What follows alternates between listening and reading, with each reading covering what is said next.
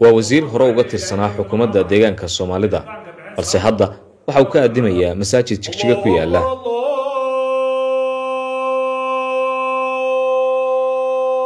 شيخ مصطفى محمد عقال الله يقان شريفك وحو سوق بتيمت كمدة حلالك وقصر ريا حكومة ديجان كالصومالي ده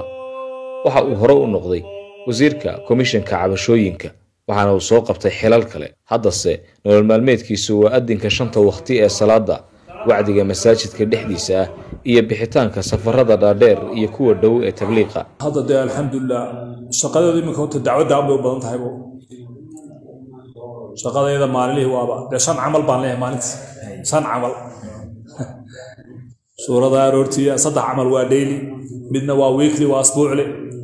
منا وابله تم ما ليه صدق سورة ده رورتي هم فريسنا تعليم ترى إسلام رورتي من قبلنا زيارات كنا وحنا قلنا لبس صلاة إلا عصر كإلا عشاء يا هاوس تو هاوس dadka guryahooda lagu talagalay sanad walba 4 bilood baxa ilaa 8 waddan 9 waddan dibadda ku baxay Sri Lanka Bangladesh India Pakistan Kenya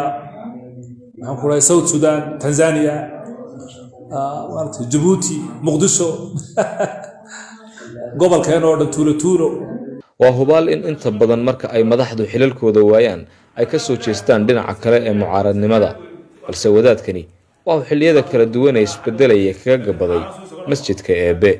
istiqaamadana ilaahay baa bixiyo toosnaantana ilaahay baa bixiyo toosnaanta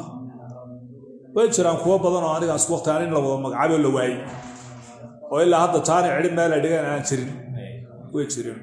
laakiin qofku wuxuu ka saameyn badan markuu xilka hayo adoo gaarigii wata oo ciidankii wata staafkii wata inaad dana xaafadii jawro ku qaado xaafadii dhac socoto dadkii buka waxaan ku leeyahay dadka khuruujka u baahan dadka dhaqan xumada ku jira guryaha lagu qaylayo maqaamiya beetoojka adoo staafkaaga tuduub ku xidhaya inaad tiraa masaajkaada ka soo boqonay ilaaha dadkii baa soo boqonay hadal aakhiri adduun bayna walaalkan ka dhigaysano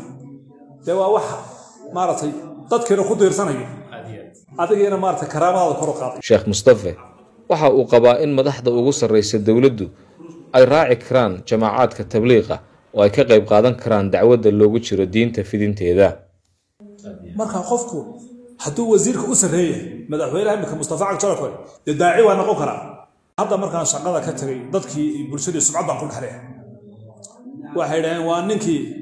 xilligii kulana doob hor xidhnaa imika ay baraftay qaboodina doob ka xidhan waa ninkii xilligii maaratay maxaan ku dhahay aad la soo dhaweeyay doob hor xidhnaa imika doob ku xidhan waayo dadku iyaga marxaatiya